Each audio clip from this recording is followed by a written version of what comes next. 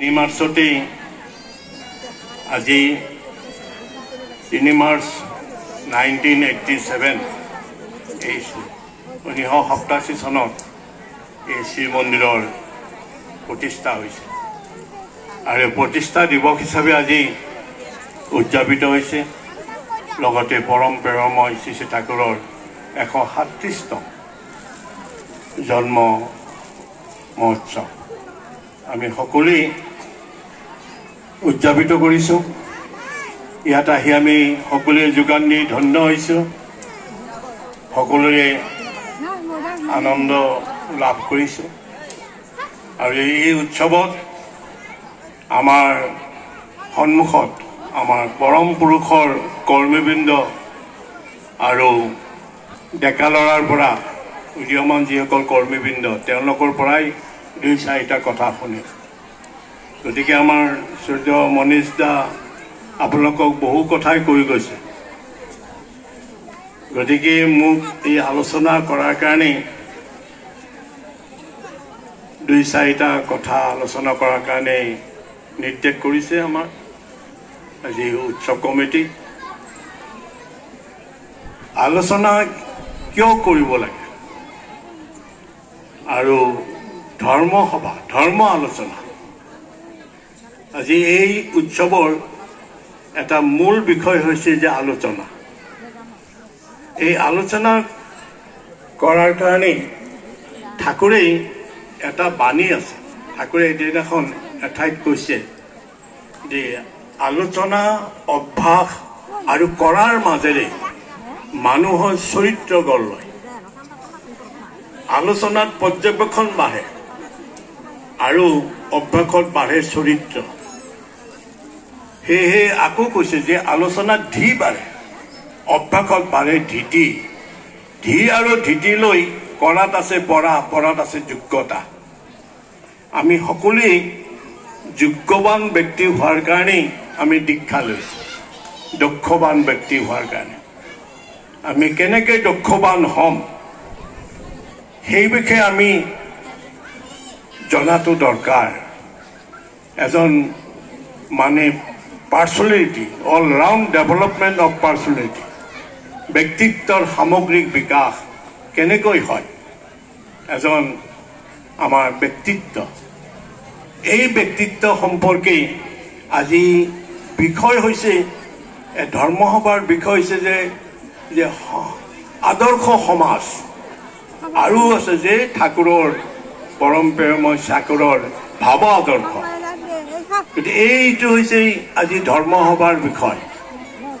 যে আদৰ্শ সমাজ কেনেকৈ গঢ়িব পৰা যায়। এই আদৰ্শ সমাজ গঢ়িব লাগিলেই যে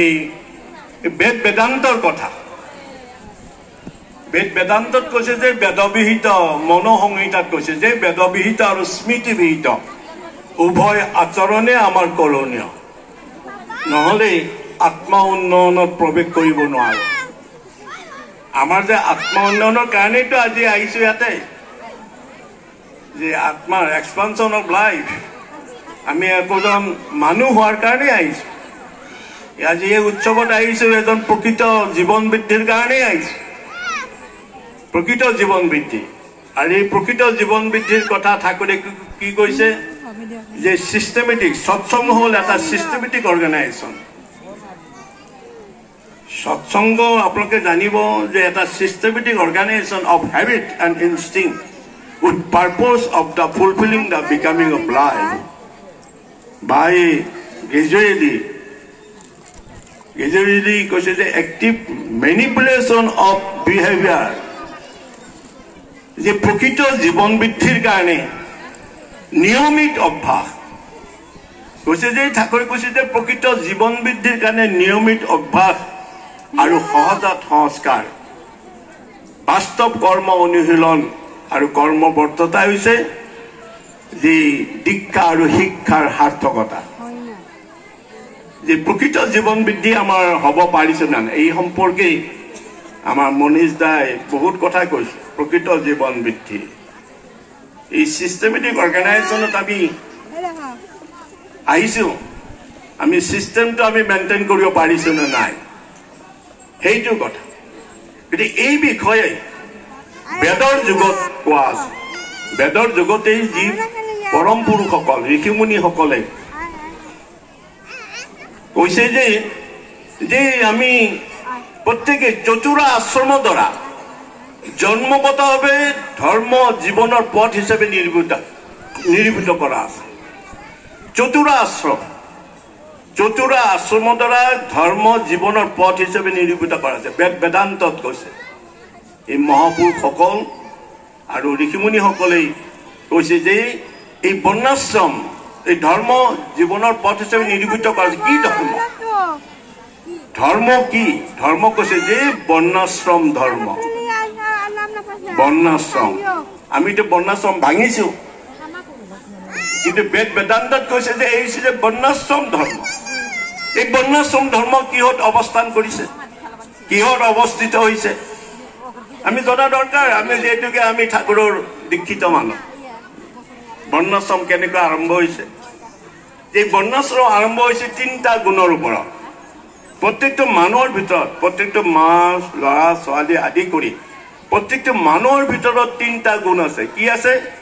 সত ৰজ তম 3টা গুণ আছে আমি বেছিভাগ মানুহে তমগুণী আমাৰ খং বেছি লোভ বেছি ক্ৰোধ আমাৰ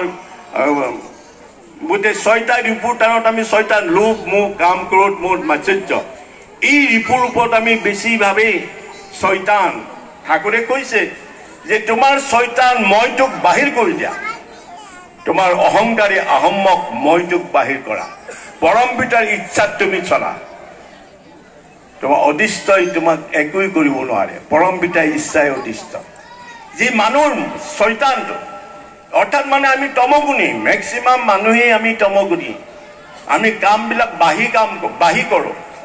আজিৰ কামটো আজি নকৰোঁ কালি কৰিম পৰহি কৰিম বাহি বস্তু খাই ভাল পাওঁ যে ৰাতি ৰান্ধি থোৱা বস্তুটো ৰাতিপুৱা খাই ভাল পাওঁ তাৰপিছত কি হয় আমাৰ ঘৰত আমি কাজিয়া কৰি ভাল পাওঁ দেউতাৰ প্ৰতি শ্ৰদ্ধা ভক্তি সততা নম্ৰতা ভদ্ৰতা সাধুতা এইবিলাক যেন আমাৰ এটা বিকৃত বিকাৰগ্ৰস্ত ব্যতিক্ৰম প্ৰত্যেকটো বস্তু আমাৰ ব্যতিক্ৰম যে আমাৰ চিষ্টেমত নাইকিয়া হৈ গ'ল কৈছে যে এই কাৰণেই আমি লাহে লাহে এই কাৰণে ফাণ্ডামেণ্টেল ৱৰ্ক মূল কাজ হ'ল দীক্ষা মূল কাজ সেইকাৰণে ঠাকুৰে কৈছে যে দেশের একটা কোণাতো যাতে অদীক্ষিত লোক না থাকে সবার মধ্যে পরম পিতার নাম ঢুকে দেওয়া যায় তাতে যে শুধু ভারতের উপকার হবে তা নয় পৃথিবীতে শান্তি হবে ঠাকুর এই কথা বলতে বলতে গলার নলে ফাঁক হয়ে গেল সুপরি খালে পক করে ঢুকে যায় তাও তোদের চেতনা হয় না আমারই দুর্ভাগ্য এই দীক্ষার কথা দেশৰ এটা কোণতে অদীক্ষিত যাতে মানুহ নাথাকে কাৰণটো যে মানুহবিলাক যেতিয়া দীক্ষা ল'ব সমাজ সংস্কাৰৰ কাৰণে যে মানুহৰ ভিতৰত থকা এই তমগুণৰ পৰা লাহে লাহে ৰজগুণ হয় ৰজগুণৰ পৰা লাহে লাহে মানুহ শতগুণ হয় শতগুণৰ পৰা গুণাতীত হৈ যিটো বৈজ্ঞানিক যিটো প্ৰক্ৰিয়া এইটো হ'ল সত্তাৰ ধৰ্ম আমাৰ উদ্বোধনী ভাষণত আমাৰ শ্ৰদ্ধা আমাৰ মিত্ৰদা কৈছে যে সত্তাৰ কথা কৈছে সত্তা সচিদানন্দময় অসৎ নিৰুদিষ্ট সতয় সত্তাৰ পৰিপোষকতা তাই ধৰ্ম যে এই সত্তাৰ কথা মানুহৰ আত্মা উন্নয়নৰ কথা কৈছে যে আত্মা উন্নয়ন এইটো ভাৰতবৰ্ষৰ ইতিহাস আত্মা উন্নয়ন আমি কৰিব পাৰিছো আৰ্য হিন্দু সভ্যতাৰ উত্তৰণ আর্য হিন্দু সভ্যতা এরিয়ান কালচার এই যে এরিয়ান কালচারটো আর্য হিন্দু সভ্যতার উত্তরণ কেনেকৈ হব ঠাকুরে সহজভাবে কলে 240 নম্বর বানে পথর করি আৰ্যসকলৰ জীবন চলন পরিচালনার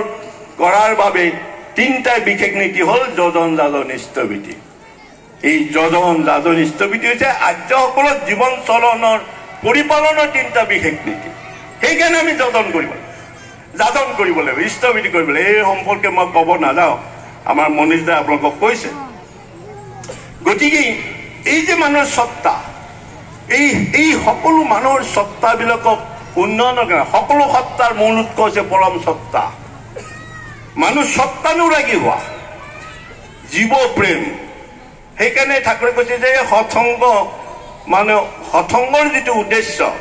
সৎসংগ শব্দৰ ভিতৰত নিহিত হৈ আছে সৎ শব্দটো আহিছে অল ধাতুৰ পৰা আছে সত্তাৰ অস্তিত্ব বিদ্যমানতা সংগ শব্দটো আহিছে সনল ধাতুৰ পৰা আসক্তি অনুৰাগ মহামিলন এই সত্তানুৰাগী আমি প্ৰেম প্ৰীতি ভালোবাসা যে এই যে সত্তাৰ সকলো সত্তাৰ মূল উৎস পৰম সত্তা তাৰ প্ৰতি অ্যাটাচমেন্ট স্টেট অফ এক্সিস্টেন্স মানে অস্তিত্ব আমাৰ ক'ত আছে তাৰপিছত কৈছে যে অবজেক্ট আমাৰ অবজেক্ট মানে হৈছে বস্তু আমাৰ তাৰপিছত অ্যাটাচমেন্ট তাৰপিছত কি কৈছে যে ষ্টিমুলাছ এণ্ড ৰেছপন্স তাৰপিছত কি কৈছে সেন্সেশন বুথ যে এই যে সত্তাৰ ভিতৰত আমাৰ ভিতৰত এইবিলাক এক্সিস্টেন্স 5 প্লেনছ অফ এক্সিস্টেন্স অস্তিত্বৰ পঞ্চ অংগ আমাৰ প্ৰত্যেকটো মানুহৰ শৰীৰ ভাল হ'ব লাগিব মন ভাল হ'ব লাগিব বুদ্ধি ভাল হ'ব লাগিব নৈতিকতা থাকিব লাগিব আৰু আত্মাৰ উৎকৰ্ষ সাধন হ'ব লাগিব তাৰ কাৰণে ইয়াৰ পৰা আমাৰ জনাৰ উৎপত্তি এই জনাৰ পৰা আছে এই বুধ আৰু জনাৰ পৰা আমাৰ জীৱনৰ কাৰণে কোনটো অনুকূল আৰু কোনটো প্ৰতিকূল আমি নিৰ্ধাৰিত কৰিব পাৰো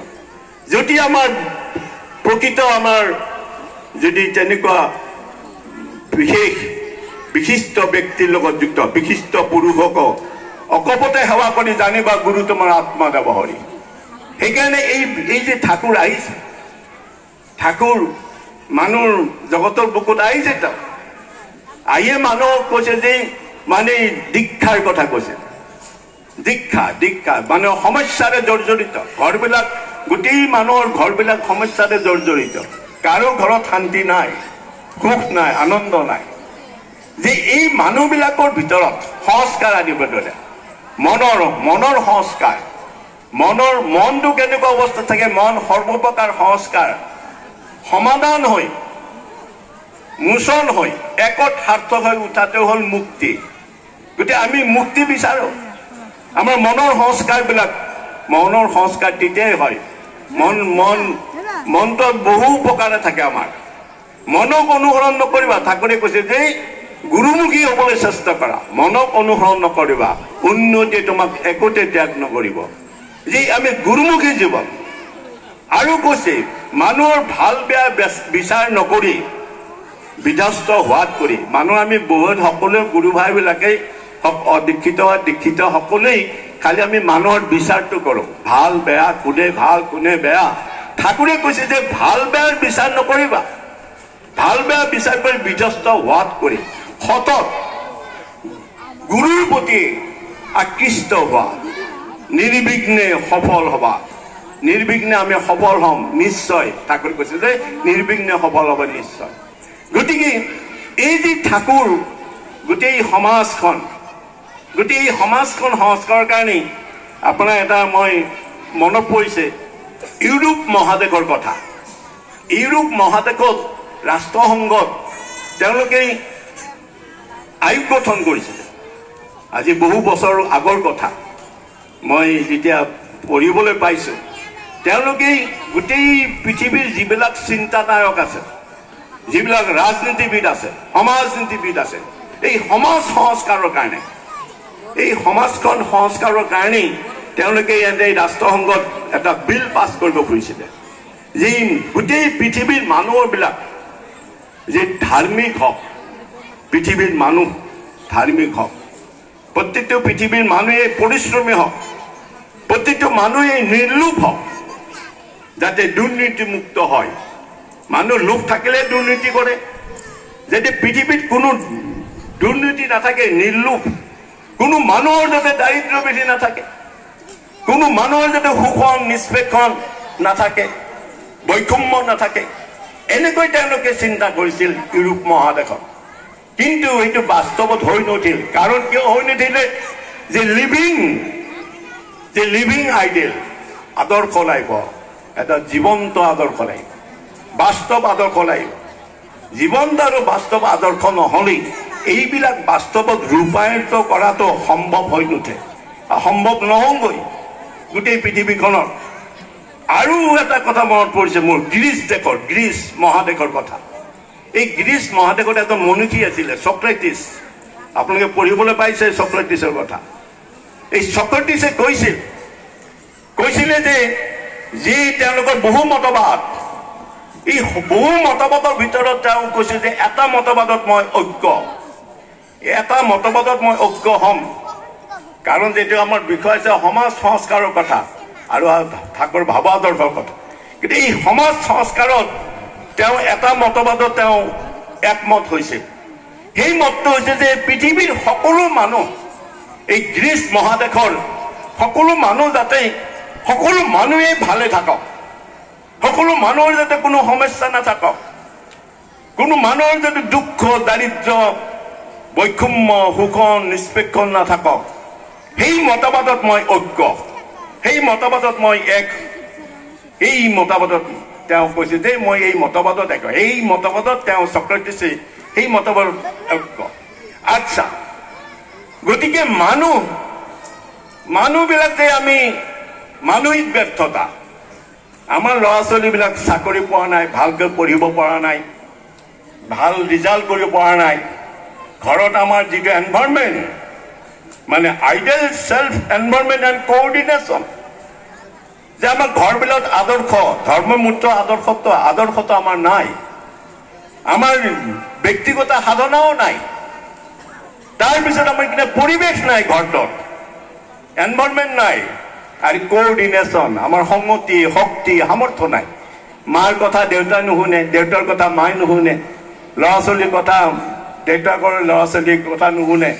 এই এইটো কিয়ৰ কাৰণে হৈছে যে বিখ্যাত মানসিক মনস্তবিদ ভিয়ানাৰ এজন বিখ্যাত মনস্তবিদে কৈছে যে মানসিক ব্যৰ্থতা, যে মানুহৰ যদি আগ্ৰহ নাথাকে, এই প্ৰত্যেকটা আমাৰ ল'ৰা ছোৱালীৰ যদি আগ্ৰহ নাথাকে, মই এজনী ছোৱালী চাই কইনা কৰি লৈ আহিছো, তাইৰ যদি আগ্ৰহ নাথাকে, যি আগ্ৰহ নথকা মানুহৰ পৰা আমাৰ নাম কৰা আগ্ৰহ নাথাকে, দুইবেলা প্ৰাৰ্থনা কৰা আগ্ৰহ নাথাকে, মন্দিৰত অহাৰ আগ্ৰহ নাথাকে, ডিপি কাম কৰাৰ কাৰণে আগ্ৰহ নাথাকে, যে এইটো হ'ল কিয়? গতিকে এই মানসিক ব্যৰ্থতা কিয়? গতিকে যি মানুহৰ আগ্ৰহ নাথাকে, এই মনস্তবিদে কৈছে যে যি মানুহৰ আগ্ৰহ নাথাকে, সেই মানুহে জীৱন কটাবলৈ, মানুহৰ নিজৰ জীৱনটো কটাবলৈ আটাইতকৈ বেছি কষ্ট হয়। আগ্ৰহ নথকা মানুহ ল'ৰা ছোৱালী এইবিলাক দেখিব এটা ৰুমত বহি আছে, কাৰ লগত কথা বতৰা নাপাতে, যে বিভিন্ন দিশ একে সমাজ পাৰিপাৰ্শ্বিক ইতি সিতি গোটেইবিলাকত দেখিব ইত্যাদি। গতিকে মানসিক ব্যৰ্থতাত আমি ভুগিছো।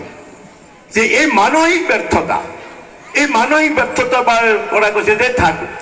ঠাকুৰে কৈছে যে অনুভূতি ক'ত আছে, সহানুভূতি ক'ত আছে, প্ৰেম প্ৰীতিৰ বান্ধোন ক'ত আছে, জীৱনৰ মাদকতা ক'ত আছে বিচাৰি পোৱা টান। সেইকাৰণে ঠাকুৰে কৈছে যে মানুহে সমাজখন ভাল কৰিব লাগিলে, গোটেই দেশখন ভাল কৰিব লাগিলে কৈছে যে মাত্ৰ দীক্ষাটো ফাণ্ডামেণ্টেল ৱৰ্ক। এই দীক্ষা মানুহ ল'লে যি মানুহৰ ভিতৰত যদি মানে practical materialise condensate of psycho physical effective devotion, শৰীৰ মানৱ তপস্যাপৰায়ণ হয় যিটো ভক্তিৰ কাৰ্য কৰে।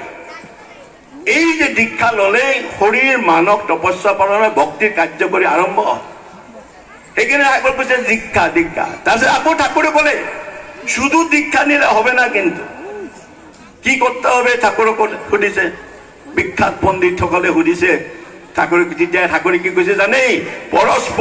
পরস্পর পাৰিপাৰ্শ্বিকতা থাকতে হবে,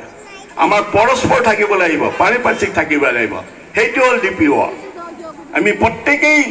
প্ৰত্যেকেই আমি পৰস্পৰ পাৰিপাৰ্শ্বিকতা। তাৰপিছত আকৌ ঠাকুরে কৈছে এইটা থাকলেও হবে না, কিন্তু কি করতে হবে, কিন্তু শারীরিক মানসিক আধ্যাত্মিক সদাচার। শারীরিক সদাচার লাগিব, মানসিক সদাচার লাগিব আৰু আধ্যাত্মিক সদাচার লাগিব। যে শারীরিক মানসিক সদাচার কি, শরীর মন সুচি শুদ্ধ সুস্থ সুস্থ থাকার নামে হলো শারীরিক আর মানসিক সদাচার। তাৰপিছত আধ্যাত্মিক সদাচাৰ কি, যি ভাব আৰু কৰ্মই মানুহক কাৰণমুখী কৰি দিব পাৰে। আমাৰ ভাব আৰু কৰ্ম এই কৰ্ম যেতিয়া মানুহক কাৰণমুখী কৰি দিয়ে সেইটো হ'ল আধ্যাত্মিক জ্ঞান এই আধ্যাত্মিক চৰ্চা মানুহক লাগিব তেনেহ'লে আমি এনেকৈ মানুহবিলাকক কৈছে যে মানুহ ডেভেলপ কৰিব লাগিব ডেভেলপ তাৰ কাৰণে কি কৰিব লাগিব মেৰিজ ৰিফৰ্মেশ্যন ঠাকুৰে কৈছে মেৰিজ বিবাহ সংস্কাৰ লাগিব বিবাহ যেনেকৈ তেনেকৈ বিবাহ হ'লে নহ'ব যি বিবাহৰ যিটো বিধান progressive mood, marriage reformation, industrial development. The progressive mood থাকিব লাগিব marriage reformation থাকিব লাগিব marriageৰ কথা কি কৈছে যে গোত্ৰ বৰ্ণ বংশ যোগ্যতা স্বাস্থ্য এই হ'ল আমাৰ মেৰিজৰ বিধান এই মেৰিজ যেনেকৈ তেনেকৈ বিয়া কৰালে নহ'ব বিবাহ সংস্কাৰৰ কথা কৈছে এই বিবাহ সংস্কাৰৰ পিছতে জন্ম সংস্কাৰ আহিব এই ঠাকুৰে এই বিবাহ ফাণ্ডামেণ্টেল ৱৰ্ক যে বিবাহ সংস্কাৰৰ পিছত মানুহৰ জন্ম সংস্কাৰ হয় আৰু অন্যান্য সংস্কাৰ আছে দশবিধ সংস্কাৰ এই গোটেই ভাৰতবৰ্ষখন গোটেই প্ৰাচীন ভাৰতত গোটেই ভাৰতবৰ্ষখনক দেৱভূমি বুলি কোৱা হৈছে প্ৰত্যেকটো মানুহে দেৱলোক আছে প্ৰত্যেকটো মানুহে গিৰি সন্ন্যাসী আছে প্ৰাচীন ভাৰতত এই ভাৰতবৰ্ষখন দেৱভূমি কিয় কোৱা হৈছে দেৱলোক কিয় কোৱা হৈছে গিৰি সন্ন্যাসী কিয় কোৱা হৈছে যে প্ৰত্যেকটো মানুহে বোলে এই প্ৰাচীন ভাৰতত মানে আৰ্যচাৰৰ অংগীভূত আছিলে আৰ্যচাৰৰ অংগীভূত পঢ়িলে এইবিলাক কথা পাব মানে আৰ্যচাৰৰ অংগীভূত এই আৰ্যচাৰৰ অংগীভূত হ'লেই মানে উত্তম সংস্কৃতি কৃষ্টি সভ্যতা থকাৰ কাৰণে কৈছে যে এই সভ্যতা থকাৰ কাৰণে ঘৰে ঘৰে দেৱ সন্তান জন্ম হৈছে ঘৰে ঘৰে দেৱ সমাজৰ সৃষ্টি হৈছে ঠাকুৰে ক'লে যে মই আকৌ এই ভাৰতবৰ্ষখন দেৱভূমি কৰিবলৈ আহিছোঁ প্ৰত্যেকটো মানুহক ডেভেলপ কৰাৰ কাৰণে